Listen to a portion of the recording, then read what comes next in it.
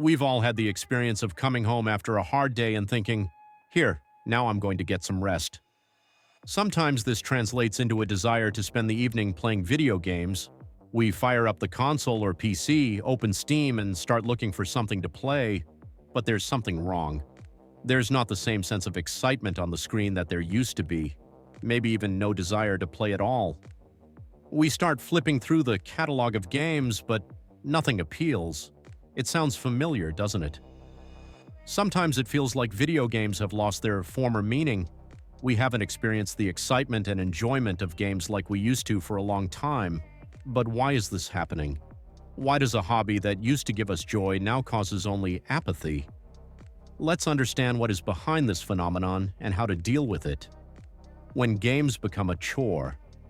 One of the reasons why games stop bringing joy may be that we start to perceive them as a routine.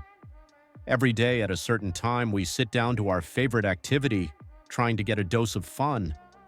But over time, this process becomes a habit rather than a pastime. We don't play for fun, we play to pass the time. At some point, video games start to feel like work. This gamer burnout syndrome is familiar to many. For example, if you play the same game for hundreds of hours without any new emotion or meaningful progress, you start to wonder, what did I even get out of this? This can lead to frustration and a complete loss of interest. Sometimes we start to think that it would be better to just give up on the game. After all, we're spending hours and zero results. Choice overload. Another problem that prevents us from enjoying games is an overload of choices. In a world where a lot of entertainment is available, we start getting lost in choices and don't know what to choose. Instead of enjoying the game, we spend our time looking for what to watch or what to play. Perhaps you have experienced this too. When trying to choose a game, you feel paralysis of choice. It seems that every new decision may not be the best one. American psychologist Barry Schwartz, in his book The Paradox of Choice, describes how excessive choice can lead to feelings of insecurity. When you have a choice of hundreds of games to choose from, you begin to question whether you're missing out on something more interesting. This sense of missing out prevents you from even enjoying what you've already chosen. Influence of external factors. But there are more serious reasons why games stop bringing joy. Sometimes it's not about the process of playing, but about life circumstances. For example, the emergence of new responsibilities, work, personal problems. All this can reduce the desire to play. If there is a crisis in life, it becomes more difficult to find solace in games. Yes, sometimes gamer burnout is related to depression or emotional exhaustion. If you're going through a difficult time, it can make it difficult to do even your most favorite activities. We start to feel like we no longer enjoy the things that used to give us joy, changing tastes and genres.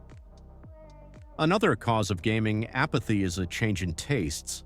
Sometimes we just get tired of one genre or one game. Remember how popular role-playing games used to be? They gave a lot of emotions, but there came a point when you got bored doing the same thing. Sometimes in such situations, you should try something new, change genre or style of game. Games like Metroidvania or Sandbox can bring interest back. This doesn't mean you should give up on old games completely, but it may be worth finding something that will rekindle the excitement.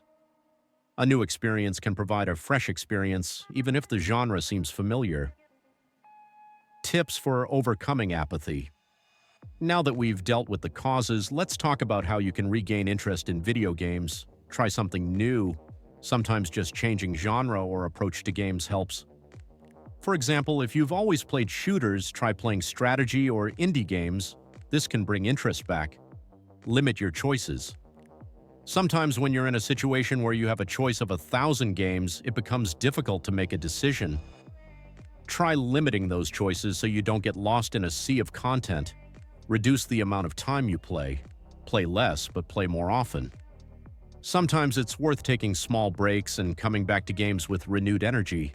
Take a break. If you feel like you're not interested in games at all, maybe it's worth giving them up for a while. Take a break and try to find other ways to relax.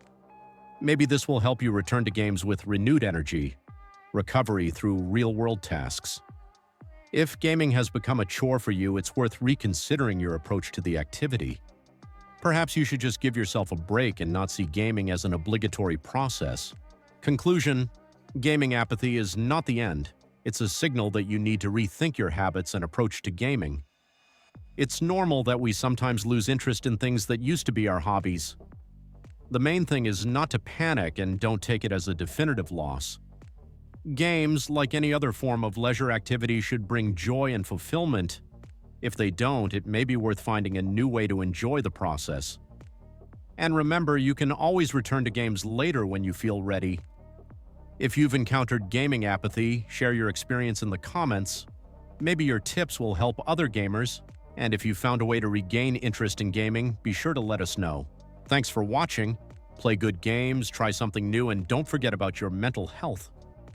After all, the most important thing is not the number of hours you spend playing a game, but your enjoyment of the process.